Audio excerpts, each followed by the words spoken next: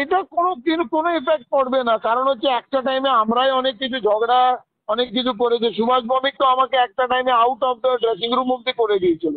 তার মানে এটা হয়নি কি আমরা কোনোদিনও আমরা ম্যাচে ইম্প্যাক্ট পড়েছে। এটা ড্রেসিং রুমে ইম্প্যাক্ট পড়ার কিছুই নেই। উনি হয়তো ক্যাপ্টেন ছিল, তো he was the leader in the team. তাহলে ওকে একটা কথা বোঝা উচিত ছিল, he should be a role model to the other players. তাহলে ও ওই কাজটাও করেনি কেন? কোচের সাথে ঝগড়া করবে কেন? কিংবা সবার সামনে ওপেনলি করবে কেন?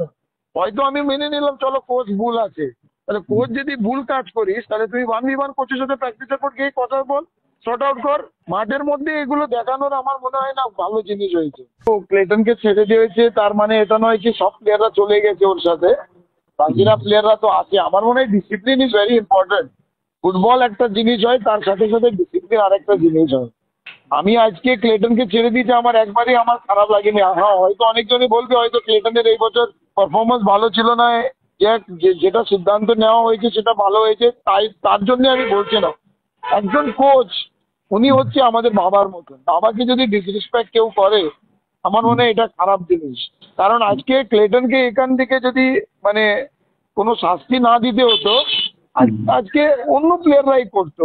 কালকে হয়তো আরেকজন করতো, পরশুদিন হয়তো আরেকজন করতো। এইগুলো ভালো জিনিস না।